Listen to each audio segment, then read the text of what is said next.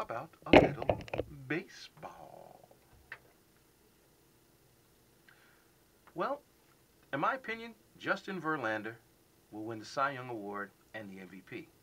Unless he falters in the next couple of weeks, it's going to be his award to win. I think the voters will punish the Yankee player, Curtis Granderson. I think the Red Sox have two players right now who are MVP worthy in Jacoby Ellsbury and Adrian Gonzalez, and I think they're both going to steal votes from one another. I think my man Batista in Toronto is a super stud player who will always just put up big numbers, but unfortunately he won't win this award because his team is not successful. But the bottom line to me is that Verlander, with 22 wins, with the possibility of possibly winning 25 games this season, will definitely win the Cy Young. And I think people will look at his season and say it's a season to remember and reward him with the MVP. I don't think he's done anything more spectacular than Granderson. I don't think he's done anything more spectacular than Gonzalez. I think Gonzalez deserves a lot of credit because of the fact that Gonzalez has come from the National League and has shown why a lot of people felt that when he was in the National League he was a super player. I think he's come to the American League to show the Red Sox fans that he is not afraid of the big spot. But I think that his teammate Ellsbury is just having a great year, and he's going to take votes away from him because of the simple fact that he's just coming from out of nowhere. He's got 25 home runs, he's got a lot of stolen bases, he's playing unreal defense, just like Gonzalez is doing. I think they're just going to cross each other out.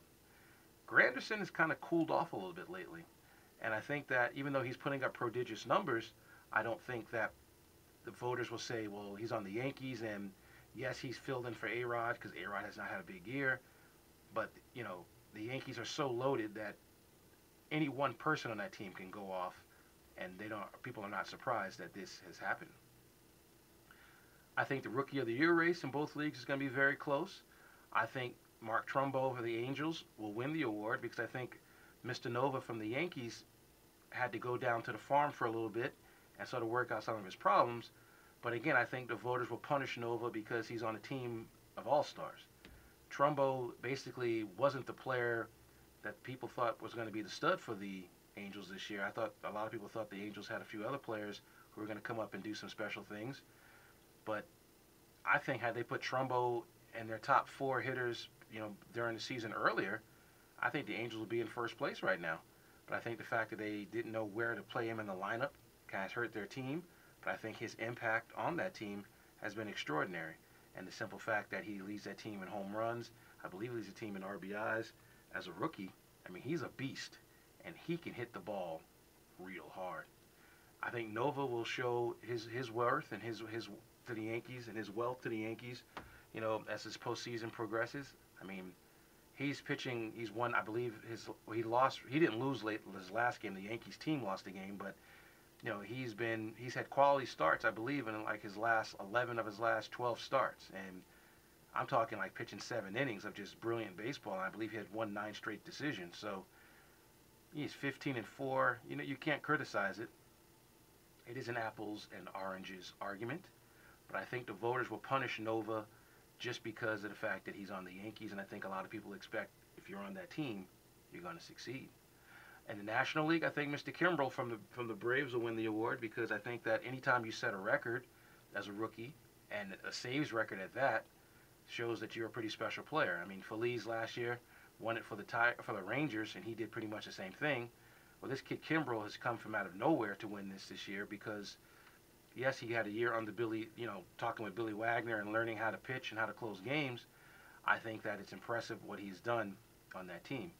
I mean, Freddie Freeman, his teammate, has had a great season. And I think Mr. Worley from the Phillies has had a great season. But I think Worley's going to get punished because, again, he's on a superstar type team. And I think Freeman, I think his numbers aren't really spectacular. But when a rookie has 40-plus saves, that's pretty darn good. Some more good. Saturday is going to be awesome. Serena Williams, to my knowledge, has probably been the most humbled person probably in tennis, probably in decades. I've never seen a transformation of somebody who seems, I've never said she was a bad person before or a difficult person before, but she's so much more likable today than she was, maybe 5, 6 years ago. And this weekend, she's going to take on Caroline Wozniacki. And it's the match that Caroline Wozniacki probably has been dreaming about having. Maybe not so much, being a semifinal match. I'm sure she would love to have this match in the finals. But I think that she is absolute. This is her. This is her season. This is her career. This is her legacy match. She's never won a single slam, and essentially, yes, she's playing Serena in the semis. I think she believes in her heart and her mind that if she wins this match, she's going to go on and win the U.S. Open. And so Serena's just kicking the crap out of everybody who's in her wake. I mean, she's not even, she's not taking any prisoner. She's just literally steamrolling any person that's on the court against her. And I think Caroline is just going to get steamrolled as well. She'll play hard. She'll play, determined. But if Serena is serving well, this match won't even be worth 45 minutes worth watching. But then again, like I said, Caroline is searching for that vindication and legitimation, and hopefully she will put a good show on. But if this game is being played at night, like I believe that it is, Serena Williams is the last American hope out there to win this tournament.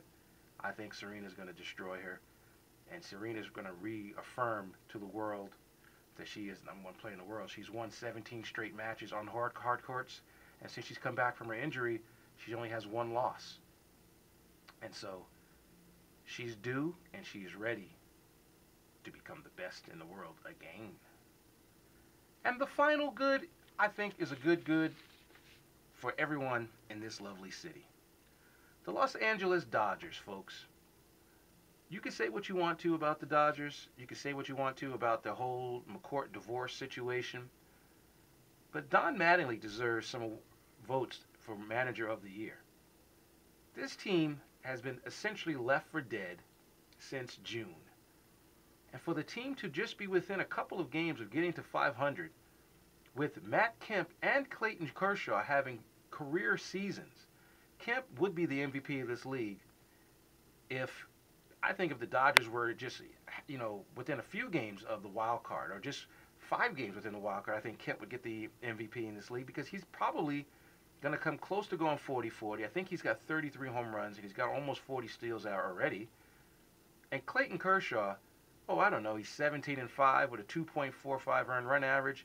He's up there in strikeouts. He's up there in, quality starts and complete games. And he's just having an extraordinary year. And again, it's another apples and oranges, argument in terms of him and Roy Halladay and Cliff Lee, and Mr. Kimbrel may get some, Cy Young Award votes as well. But I think, and Ian Kennedy, of course, from the Diamondbacks has got 18 wins already. It's going to be a very interesting vote for these major awards in the National League, because you really have to put in perspective what it is these gentlemen have accomplished. I mean, Matt Kemp, essentially this year, he's been the best player in the National League.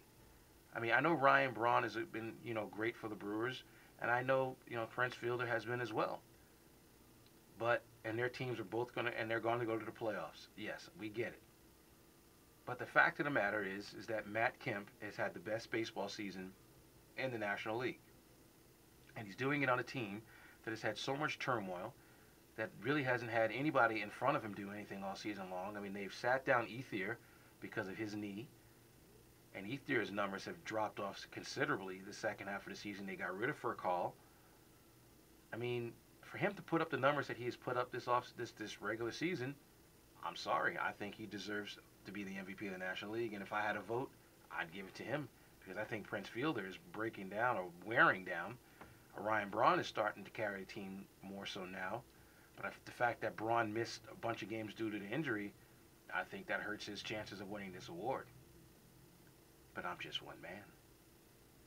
So we'll see how it turns out. But I give the Dodgers a lot of props. And I think, 2012, the Dodgers will be something to watch, because Lily's pitched better this year. Billingsley's had a good year. Kuroda's had a good year. And so has Kershaw. They got a formidable rotation. They just got to settle their bullpen situation. They got to pick up somebody who can sort of get the table set. They have somebody, Mr. Roberts, as fast as lightning. And so this team is, they're moving in the right direction. And Don Mattingly, he's showing why many people felt he should have been a manager a long time ago, because, he's kind of been, I guess, impervious to this whole situation, to be able to sort of keep his players going forward And a good weekend series against the Giants coming up. And, you know, to finish the season over 500 has to be the goal. And hopefully they will get it done. And we'll be back to talk about the bad. We're going to do it without the music, I think, on 89.7 K LES FM after this.